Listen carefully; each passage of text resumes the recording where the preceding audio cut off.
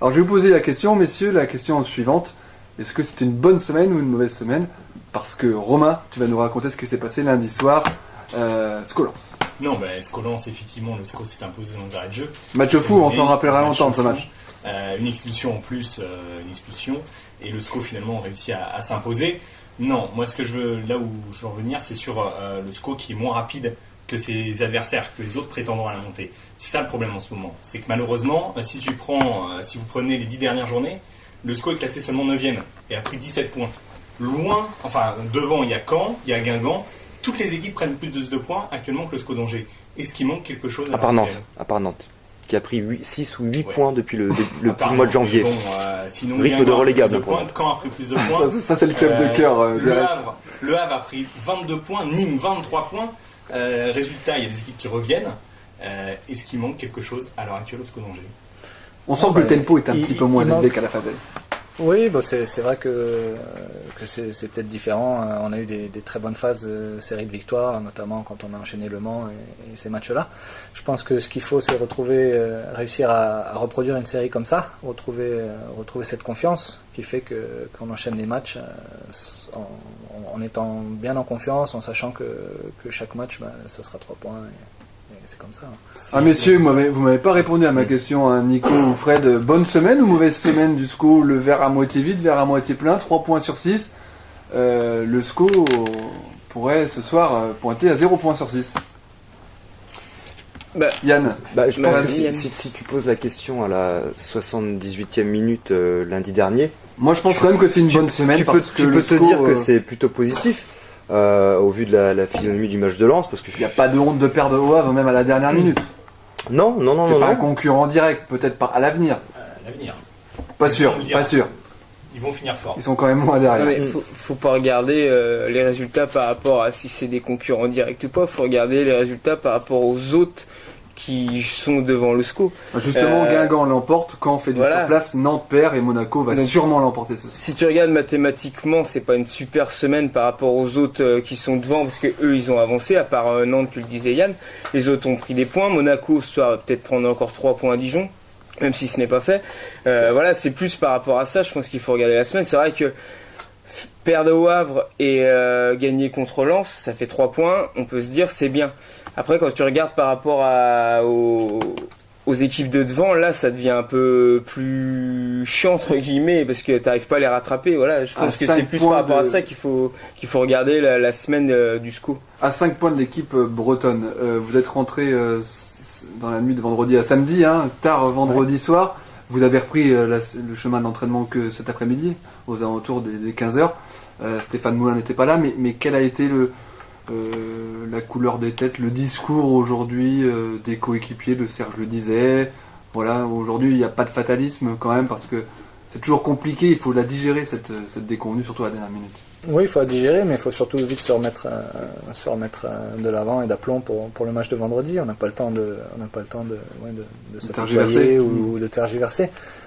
Ça va tellement vite. On a vu que lundi soir, c'est un match de folie contre Lens, et au final, 4 jours après, c'est l'inverse qui se passe. C'est dans les arrêts de jeu qu'on perd le match.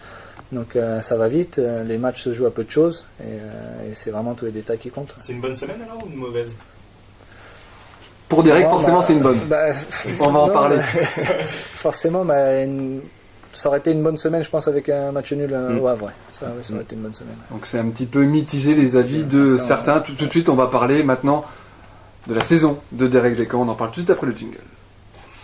L'équipe du lundi, chaque lundi de 19h à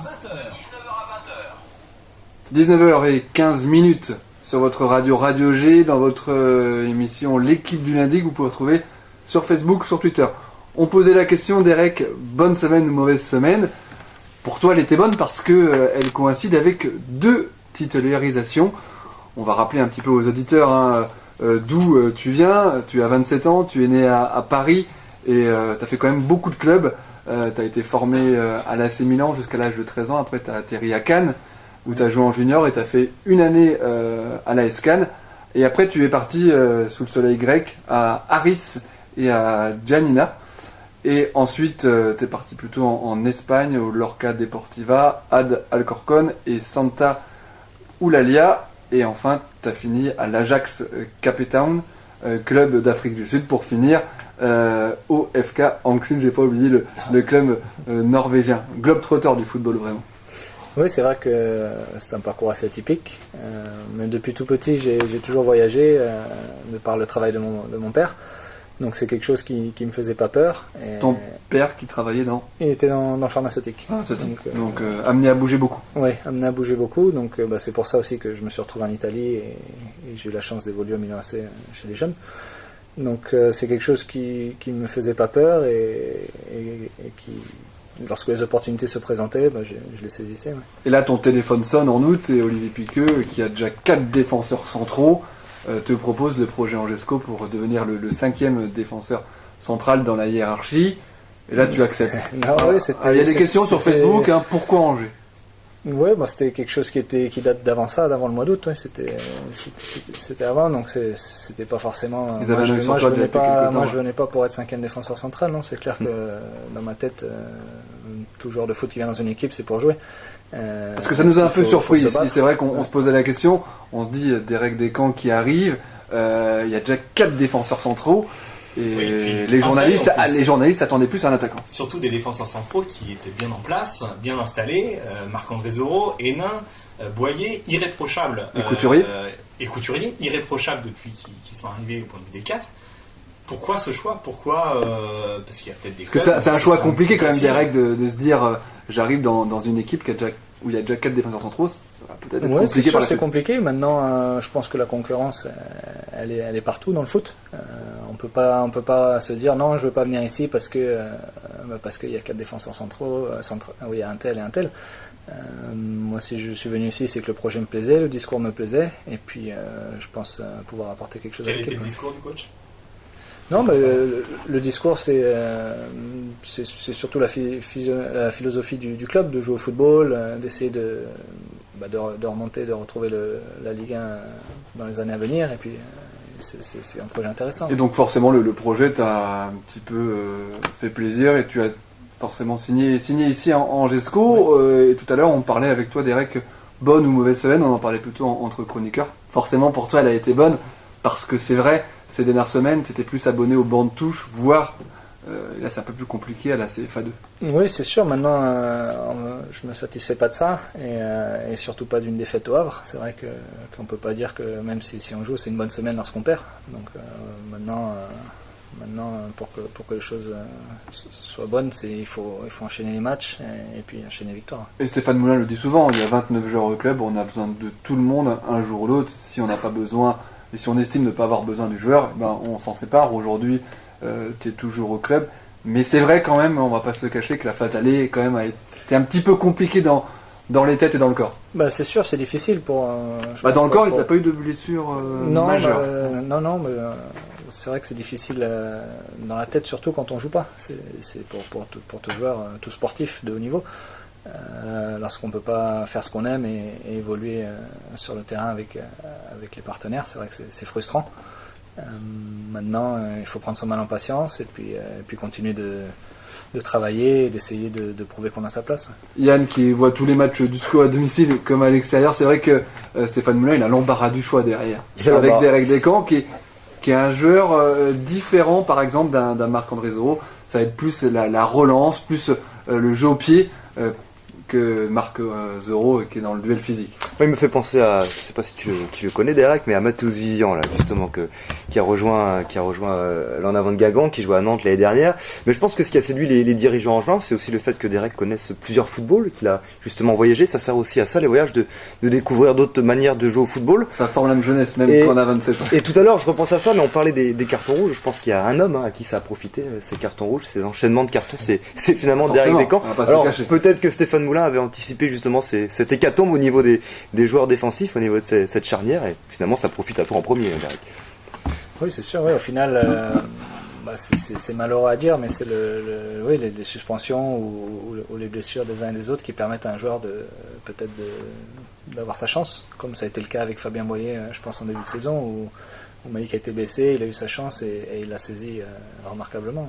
Comment tu l'as vécu cette semaine, Derek, quand Stéphane Moulin te dit dimanche matin, tu es dans le groupe face à Lens, les jambes, on va pas dire que les jambes tremblent, mais on dit on se doit pas l'erreur parce que là on fait appel à moi. Bah oui, surtout que ça faisait un bout de temps et je savais bien. Par contre, j'avais pas non plus tant de pression que ça parce que je savais que ça pouvait pas être pire, quoi. Au final, j'ai ma chance, il fallait que je la saisisse et voilà, c'était disons l'état d'esprit que j'avais. Ouais. Il y a de la pression quand même.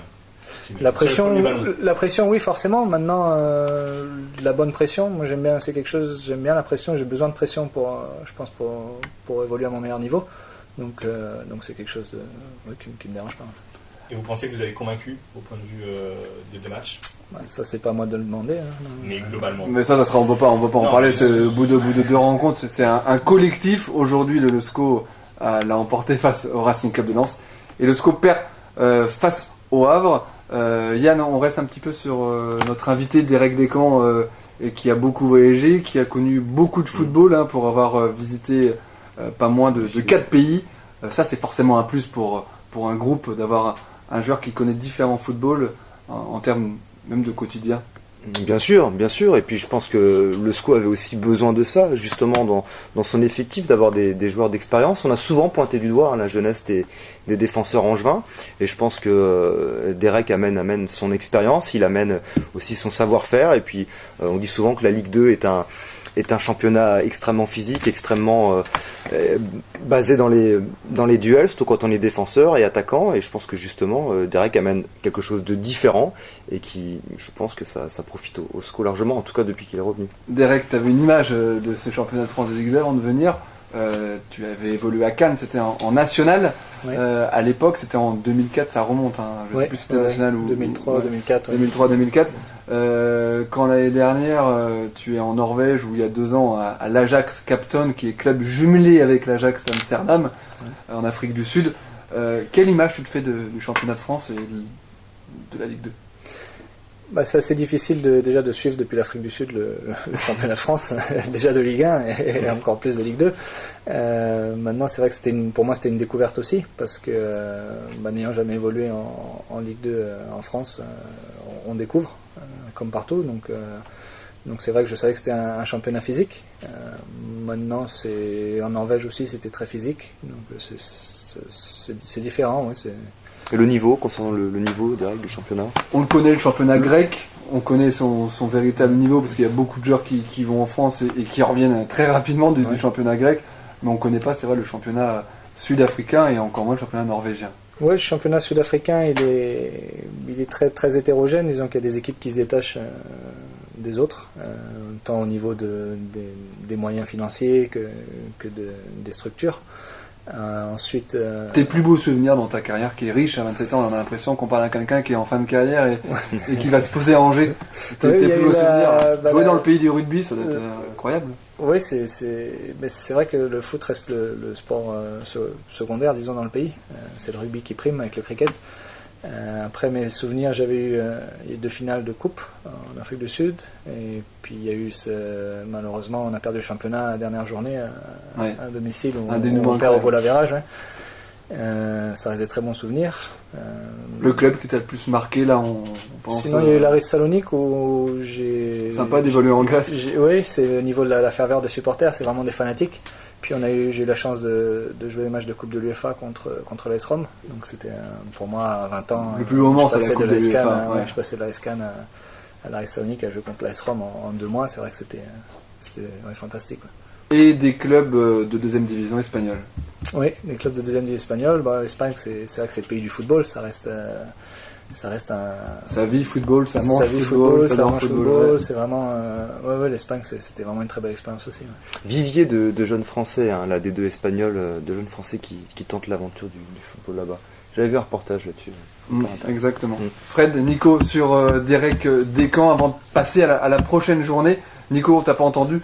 Après, on va présenter la réception du GFC Ajaccio, c'est vendredi soir. Non, j'écoute attentivement parce que je trouve ça vraiment super intéressant d'avoir comme ça un joueur Derek Descamps, c'est vraiment plus que du football. Ouais, voilà, c'est ça, et je trouve ça vraiment super intéressant. Je pense que c'est une vraie plus-value pour le SCO, qui a été peut-être sous-utilisé en début de saison, même si c'est vrai qu'on a quand même d'excellents défenseurs centraux aussi. Je pense que c'est peut-être le secteur le plus performant au SCO depuis le début de la saison aussi, donc c'est vrai que je pense que c'est aussi la qualité des remplaçants qui doivent bien pousser les titulaires, mais en tout cas, voilà, on espère qu'il restera longtemps au SCO et c'est forcément intéressant.